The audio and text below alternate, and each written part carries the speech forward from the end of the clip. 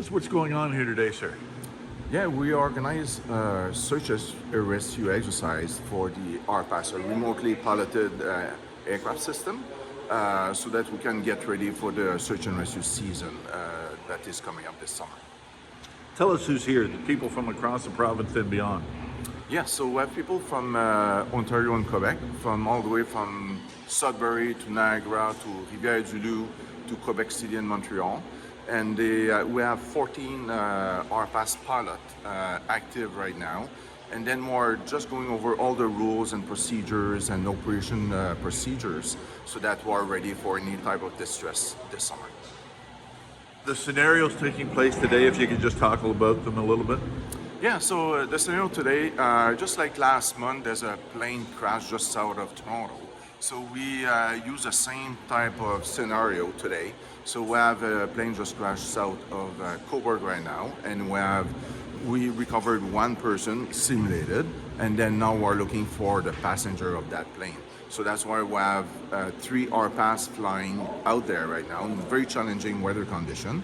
And then we're looking for that person, and then we're working with the Coast Guard also locally in Cobourg. And then as soon as we find something, we'll relay that information to the Coast Guard for that person to be extracted. For people that don't know, just talk about the importance and the technology, how it's just changing week to week in this field with drones. Yeah, the technology evolved drastically in the past 5 years. I attended many conferences in Ottawa also about what the industry is providing to the search and rescue community. So we're using technology with the RPAS to the maximum. We have excellent camera on board, thermal imaging, and we can relay all that information back to the headquarters here, which is based in the Coast Guard building. And then we further analyze the pictures. So all the pictures we're taking, we can take about 3,000 pictures in one flight, bring it back home, we process them, and if we're looking for red life jacket, and then we just tell the software we're looking for red, and it's going to show up all the pictures that have red on, and then tell us the exact location, and then we can just send the Coast Guard to look at that object. High wind velocity. Fly with caution.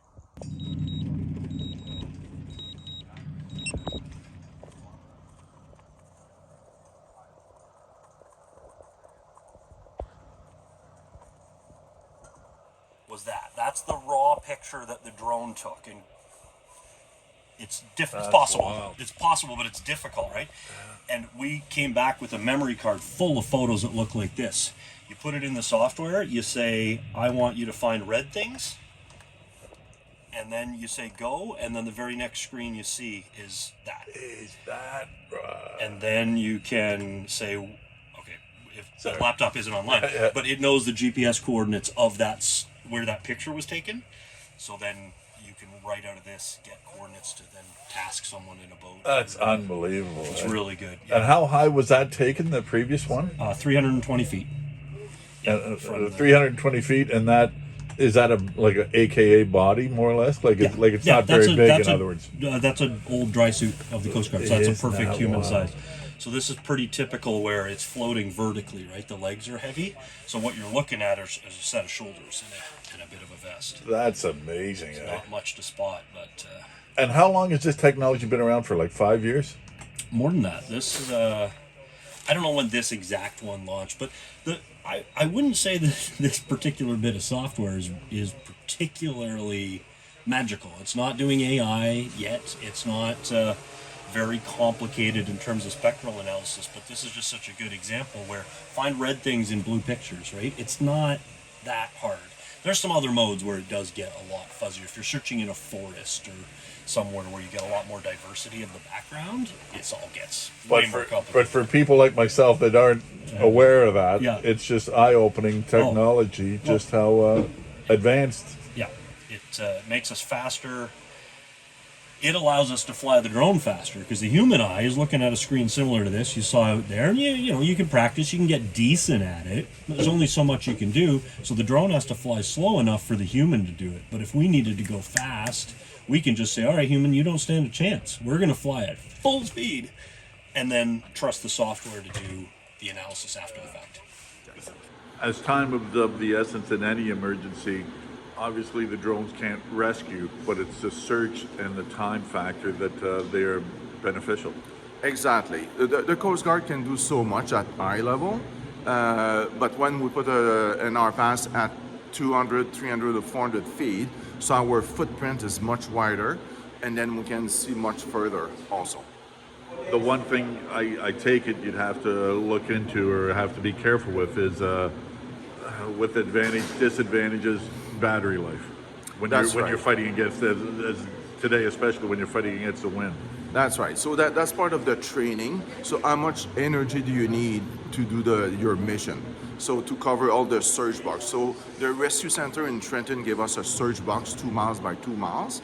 And then we have to manage what kind of strategy that is most efficient to send the RPAS. We have about 45 minutes battery life.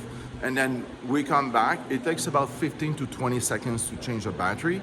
And then the RPAS is back up and flying. With this as well, different drones for different types of emergencies, I take it.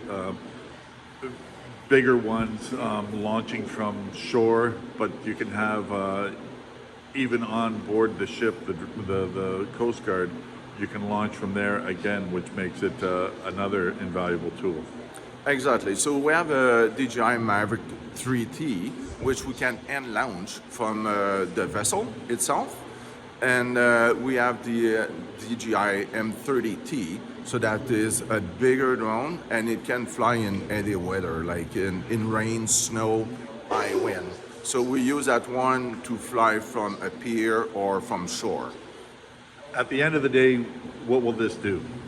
I'm going to have 14 pilots that will be highly trained, and then I'm doing the evaluation also, so they'll be qualified to fly for GRCC tasking or rescue center tasking as of tomorrow. Last question I should have. Obviously, this is important, and you've been all over Canada. This is important, obviously, anywhere, but even in the north, where you've been many times. Talk about that, just how invaluable it is up there as well.